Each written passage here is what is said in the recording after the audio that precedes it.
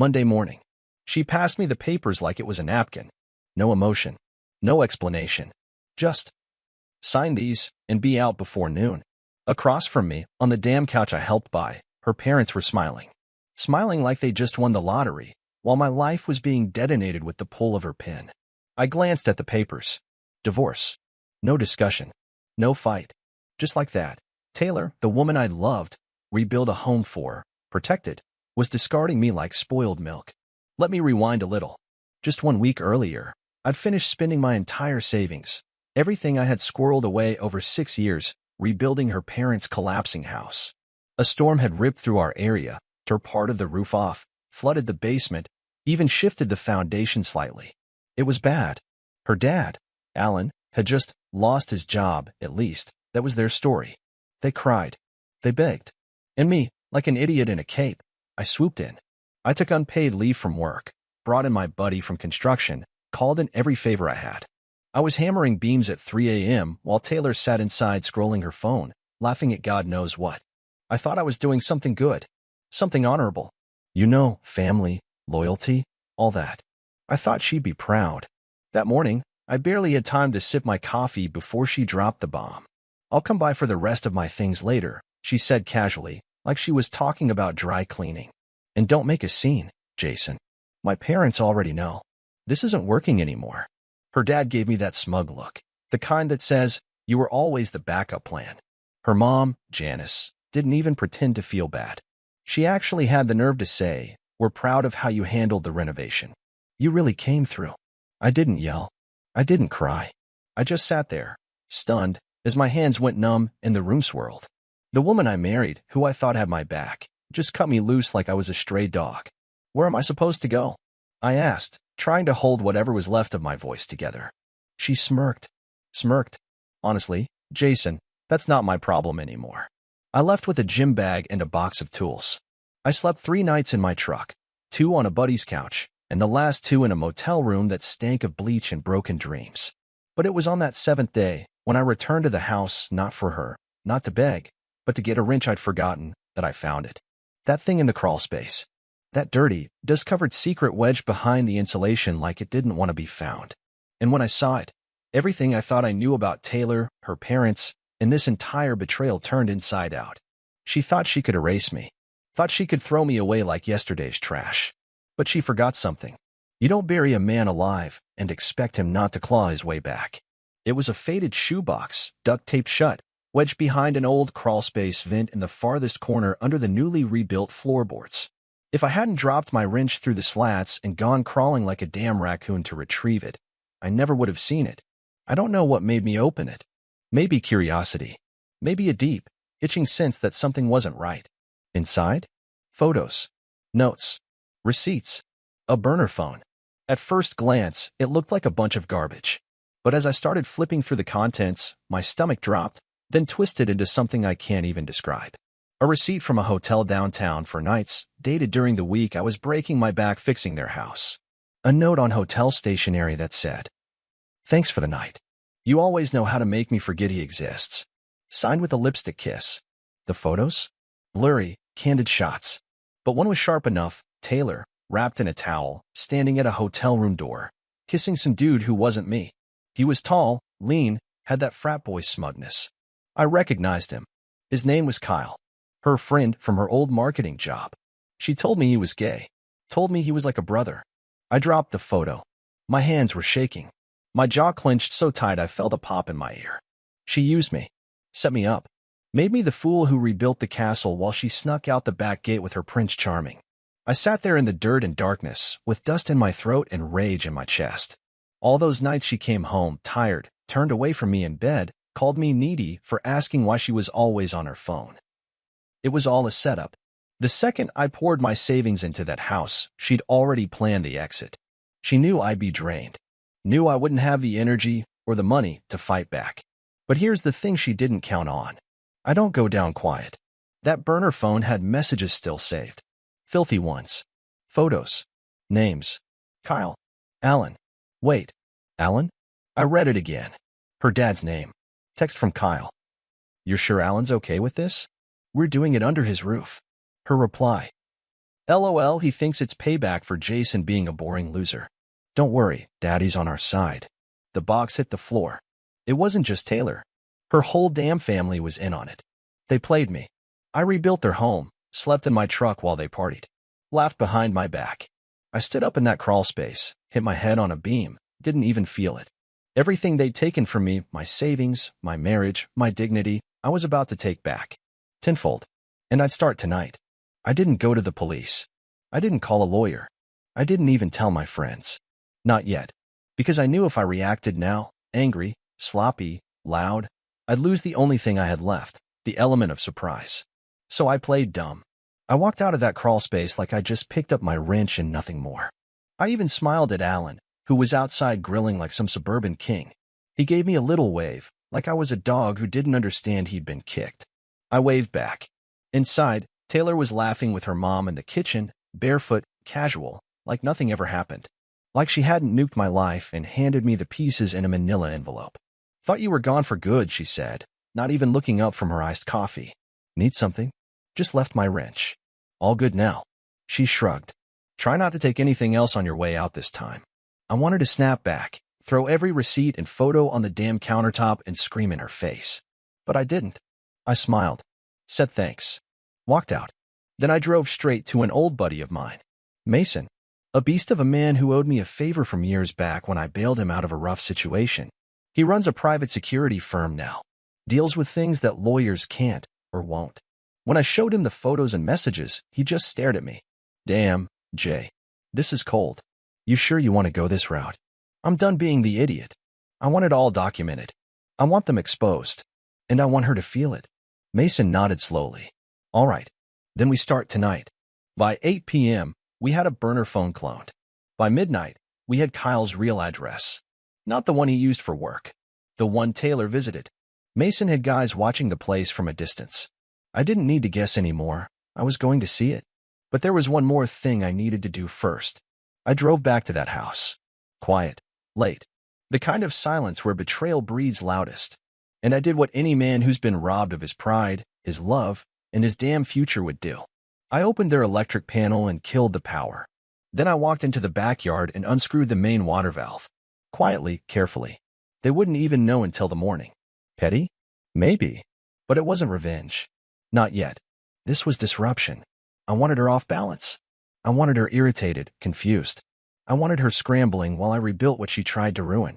The next day, the real storm started. Kyle's car was caught on surveillance pulling into the driveway while Alan was still home. We watched. Waited. Took pictures. Then came the audio. From a mic in the flower pot by the window. Taylor, whispering, laughing. Saying she wanted to take the final step, that everything was in place. That I was too soft to fight back. By next month, she said, we'll have that house in our name. He won't even fight it. Jason's pathetic. My jaw clenched. I bit down so hard I felt my molars grind. They weren't just cheating. They were strategizing. This wasn't about love. This wasn't even about Kyle. This was about erasing me. And that's when it all clicked. She didn't fall out of love. She wasn't bored. She wanted control. And I was in the way. Not anymore. The following Friday, I met with a lawyer. Not one of those billboard clowns. This guy was sharp, discreet, expensive. The kind of man people hire when they want results without noise. I laid everything out on his desk. The texts, the burner phone clone, the photos, the receipts. And then I handed him one more piece, something I found in the box that I hadn't even told Mason about yet. A signed agreement from Taylor's father, Alan, transferring temporary property rights of the reconstructed home to me for the purpose of renovations and safety evaluation. His signature, witnessed by Taylor, dated 2 days before she handed me the divorce papers. The lawyer's brow lifted. So they tried to throw you out of a house that was, temporarily at least, legally yours. Exactly. Then let's burn them to the ground. That night, I checked into a much better motel.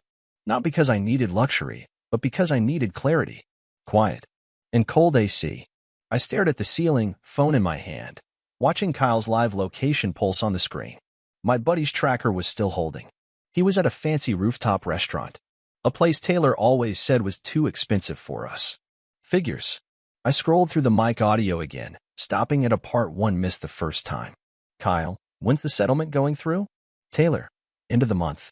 We'll get the house. My parents get paid, and Jason gets a kick in the balls. Everyone wins. Kyle laughed. Then she added, he's too nice. That's his real weakness. He'd never do anything. My pulse went cold. They still thought I was asleep. Drained. Defeated. Perfect. The next day, I filed an injunction. The lawyer did it fast and quiet. Alan couldn't sell or transfer the house. Taylor couldn't make any financial moves related to it. They'd get served Monday morning. I wasn't done. That Sunday, I knocked on the door of Taylor's cousin, Renee. She and Taylor used to be close, but they had a falling out over some family inheritance drama. Renee always had a bit of a grudge. She opened the door in sweats, holding a wine glass. Looked me up and down. Well, Jason, perfect husband. To what do I owe this miracle? I need your help destroying your cousin. Her eyes lit up like a Christmas tree. We talked for 3 hours. Renee gave me the missing piece. Kyle wasn't just a lover. He was Taylor's boss. She'd moved into his department 3 months before filing. The affair started on the company's dime. You're telling me she's been using company trips for this? Oh, sweetie. I'm telling you she's been using company funds. They just don't know it yet. And just like that, the final card fell into place. I called Mason. I want a full report. Every place they've stayed. Every charge tied to that company. I want to bury them. You got it. Monday morning hit. And with it came chaos. Taylor texted me at 8:03 a.m. What the hell did you do? Why is the account frozen? I didn't respond. By 9:12, Alan called me 6 times. By 10 o'clock, my lawyer filed the claim with the company's ethics department. And by noon, Taylor was locked out of her office. They underestimated the man they thought they broke. And I wasn't even done yet. Tuesday morning, I walked back into that house, not the one Taylor kicked me out of, but the one I had legally paused in transfer, the one I'd poured my blood and savings into, the one they thought they stole. The court documents were delivered 2 hours earlier. The locks hadn't been changed yet. I let myself in, slow and quiet. Janice was in the kitchen in a robe, holding her phone like it was a dead mouse.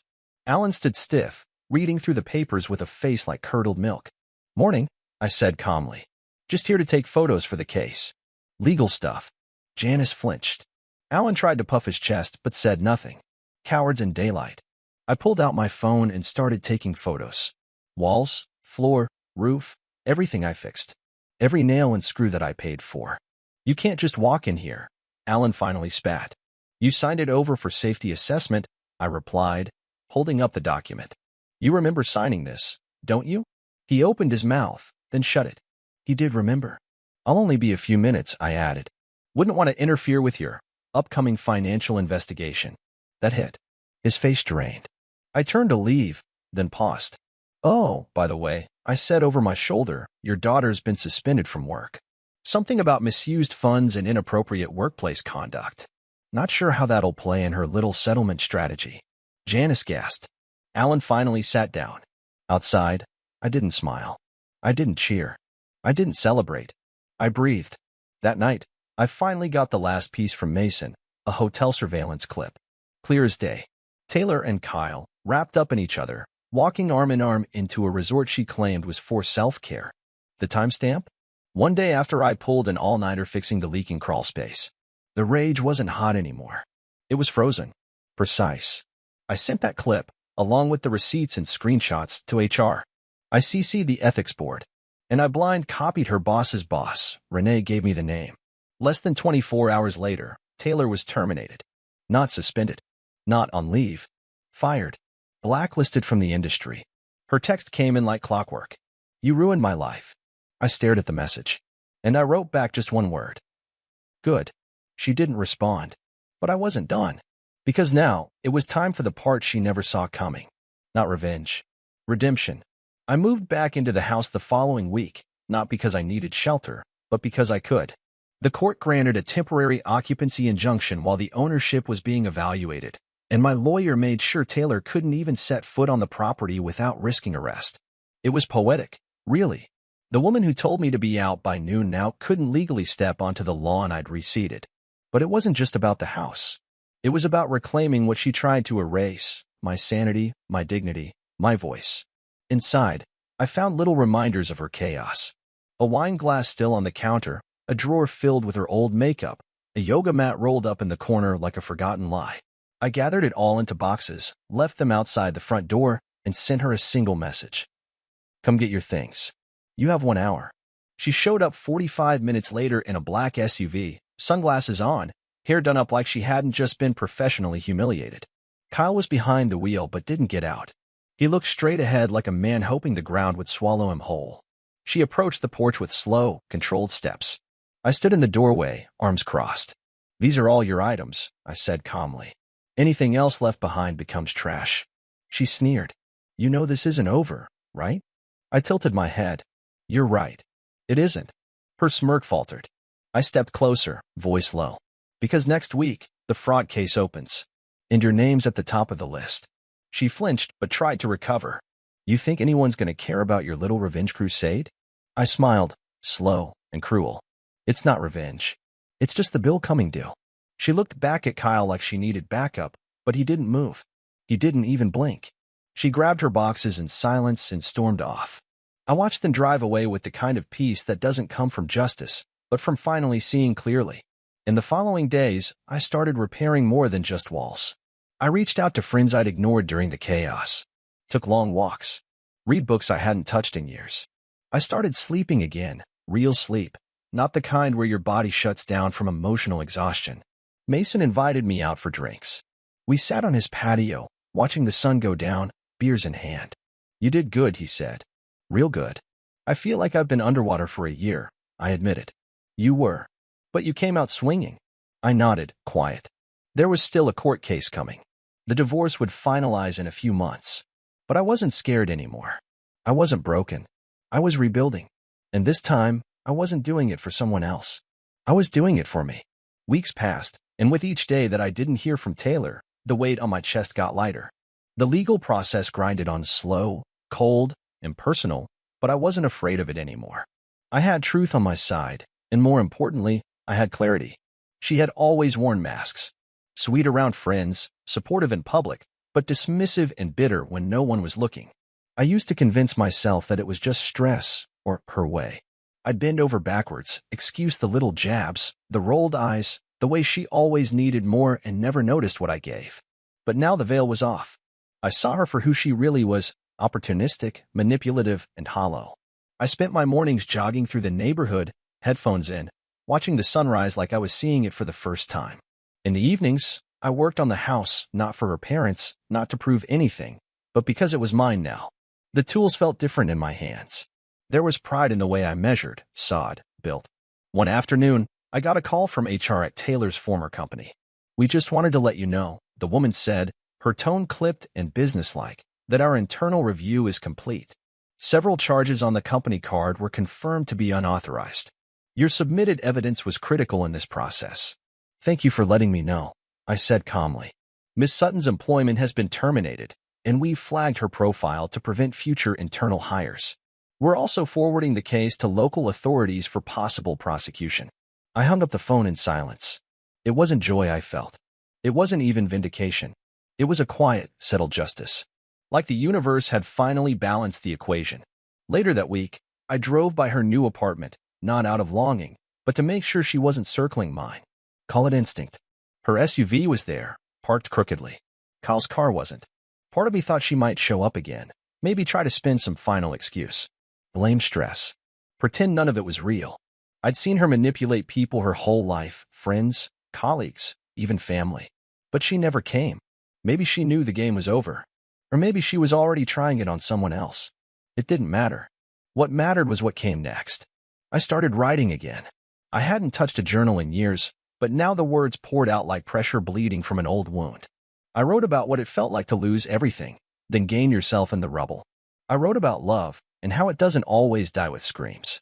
Sometimes it rots quietly while you're too distracted to smell it. I wrote about rebuilding. Not homes. Not relationships. Just yourself. And one night, after finishing a chapter, I realized something I hadn't felt in over a year. I was happy. Not because she was gone, but because I was back. And no one could take that from me again. The final court date came on a gray, rain-soaked Thursday. Fitting, I thought. Everything about our marriage had been dressed in fake sunshine, but underneath it was always wet drywall and termite rot. She showed up in heels and a black blazer, trying to look composed. Kyle wasn't with her. She didn't meet my eyes. Maybe because she knew. Or maybe because, deep down, She was scared for the first time, maybe ever. I didn't gloat. I didn't smirk. I didn't speak unless spoken to. The judge read through the evidence, her financial misconduct, the property documents, her attempt to eject me illegally, and finally, the affair that started under her boss's nose. The room was quiet, just the shuffle of paper and the occasional throat clear. When the gavel came down, it was over. The house? Mine. Spousal support? Denied. Legal fees? Hers. She left the courtroom alone, gripping her purse like it was the last thing she could control. Outside, the rain had stopped. I didn't even notice when it did. I stood on the steps of that courthouse like a man who had been set on fire and somehow walked out the other side, not untouched, but alive. I took the long way home. Windows down. Music low. Breeze on my face.